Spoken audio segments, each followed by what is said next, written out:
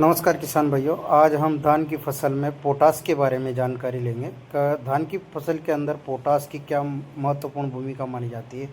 तो किसान भाइयों, जैसा कि लोग बुआई के समय भी पोटास का प्रयोग करते हैं, कई लोग फर्स्ट डोज के साथ में पोटास का प्रयोग करते हैं और कई लोग फोलियर स्प्रे में भी पोटास का प्रयोग करते हैं। तो आइए हम बात करते हैं पोटास के प्रयोग करने से धान की फसल के अंदर क्या इम्प्रूवमेंट देखने को मिलता है। तो इस चीज़ के लिए हम जानकारी लेंगे। जैसा कि अभी धान की फसल के अंदर बालियों की संख्या लगभग 25% निकल चुकी है, तो किसान भाइयों हमें पोटास की प्रयोग करना क्यों ज़रूरी है और इसके साथ साथ में क्या क्या चीज़ हम डाल सकते हैं। तो किसान भाइयों, पोटास की धान की फसल के अंदर एक महत्वपूर्ण भूमिका मानी जाती है। जिस प्रकार हम भोजन के साथ में भोजन चाहे कितने ही अच्छे अच्छे व्यंजन मिला के बनाया जाए, पर उसके अंदर अगर जैसे मान लो नमक की मात्रा, सोडियम की मात्रा अगर जैसे नहीं होती है, उसी प्रकार फसल के अंदर भी पोटास की मात्रा काफ़ी महत्वपूर्ण मानी जाती है। इससे क्या होता है कि एक तो पौधे के अंदर रोग प्रतिरोधक क्षमता का बढ़ावा मिलता है, रोग प्रतिरोधक क्षमता बढ़ जाती है। और दूसरी बात, जब आपका बाली भरपूर परिपूर्ण होगी तो उसमें उसका और भी अच्छा इम्प्रूवमेंट आपको देखने को मिलेगा। दाने की साइज भी अच्छी रहेगी, दाने का वज़न भी अच्छा रहेगा और उसकी क्वालिटी जो है वो काफ़ी अच्छी मेंटेन होके रहेगी, ताकि आप मार्केट में उसको रीसेल पे लेके जाओगे तो वहाँ भी आपको अच्छा मुनाफा मिलने वाला है। इसलिए सभी किसान भाइयों को मैं बताना चाहूँगा कि आपको अपनी कोई भी फसल हो जिसके अंदर पोटास का प्रयोग ज़रूर करें। और पोटास का सबसे बढ़िया माध्यम ये माना जाता है कि जैसे आप बुआई कर रहे हो तो उस समय उसके साथ में डाल सकते हो। और जैसे मान लो कई लोग फर्स्ट डोज के साथ में भी पोटास का प्रयोग कर लेते हैं, देन उसके बाद में जैसे मान लो कई लोग इस अवस्था को भी चूक जाते हैं या छूट जाती है, ध्यान में नहीं रहता है। जब दुकानदार उनको एडवाइस करता है तो उनको लगता है ये फिजूल में हमें अटैचमेंट देने की कोशिश कर रहा है, देन वो आपको अटैचमेंट नहीं दे रहा है, वो आपके फ़ायदे की चीज़ के लिए आपको बता रहा है, सजेस्ट कर रहा है। आप लोगों ने भी देखा होगा, हम लोगों में से भी कई लोग जैसे मान लो जो जागरूक है वो प्राथमिकता में NPK 19-19 का प्रयोग लेते हैं। देन उसके बाद में अगर सेकंड बार में अगर कोई भी फंगिसाइड का किसी भी चीज़ का प्रयोग करते हैं तो उसके साथ में 0-32-34 का प्रयोग लेते हैं।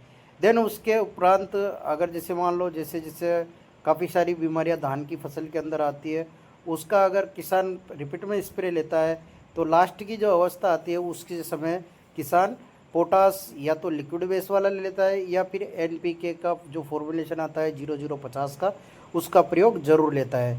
और बाकी बात करेंगे हम साथ किसान भाइयों, जिसे मान लो पोटास आपकी बाली के अंदर एक बहुत महत्वपूर्ण भूमिका निभा के काम करता है। किस प्रकार से, जैसे पोट की अवस्था में जब बाली निकलती है तो उसके साथ में आने वाली जो झंडा पत्ती होती है, एक सिंगल पत्ती होती है जो बाली के साथ में रुकती है, वही उसका भरण पोषण करती है और वही उसकी जो गुणवत्ता है उसमें सुधार करती है।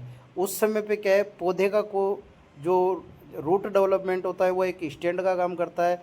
देन उसके साथ साथ में जो पत्तियां होती है वो पौधे को स्टैंड रखने में, उसका भोजन पहुंचाने में काम करती है। बाकी जो झंडा पत्ती होती है, मेन मुख्य झंडा पत्ती होती है, वो केवल पूरी बाली को पूर्ण रूप से सुव्यवस्थित करने का काम करती है।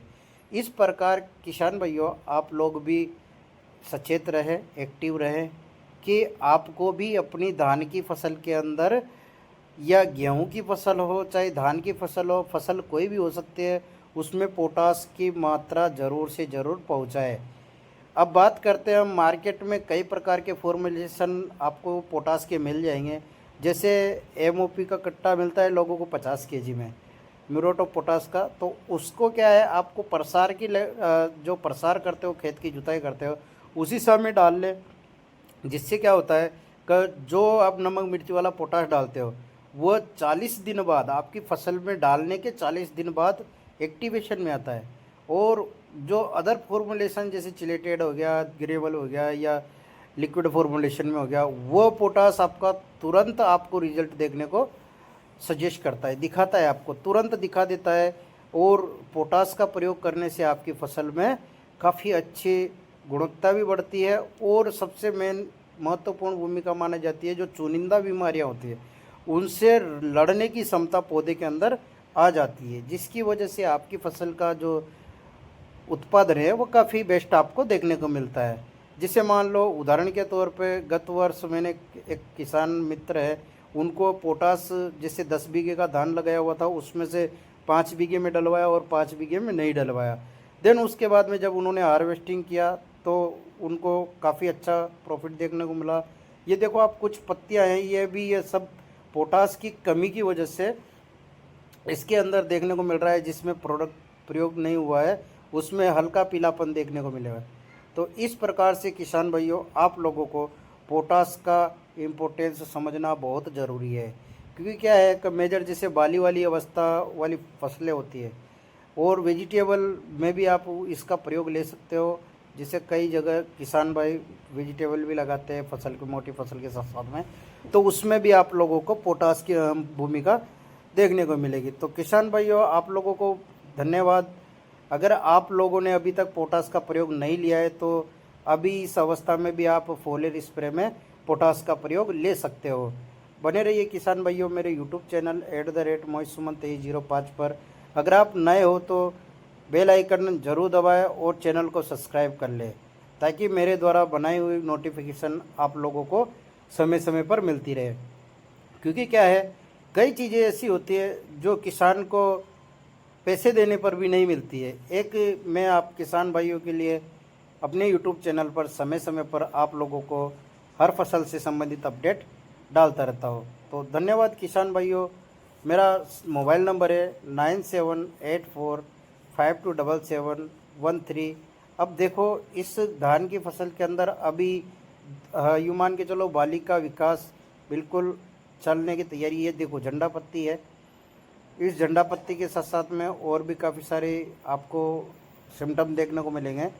क्योंकि क्या है, कई बार रस चूसक जो मच्छर होते हैं, जो भी आपकी फसल के ऊपर जो झंडा पत्ती होती है उसको भी नुकसान पहुंचाने का काम करते हैं। तो आप अगर पोटास का प्रयोग ले लोगे, कर लोगे, उपयोग कर लोगे, तो उससे क्या है कि आपकी जो झंडा पत्ती होगी वो तंदुरुस्त होगी और बिल्कुल सेफ होगी। ये देखो, ये पोटास की कमी की वजह से ये बालियाँ जो है इसमें सिकुड़न सी देखने को मिल रही है। तो आप लोगों को यही चीज़ बताने के लिए आज मैं फील्ड विजिट करने आया हुआ था।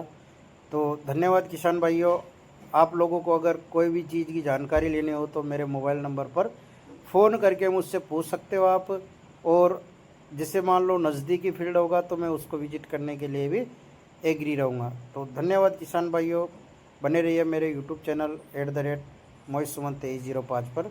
जय जवान।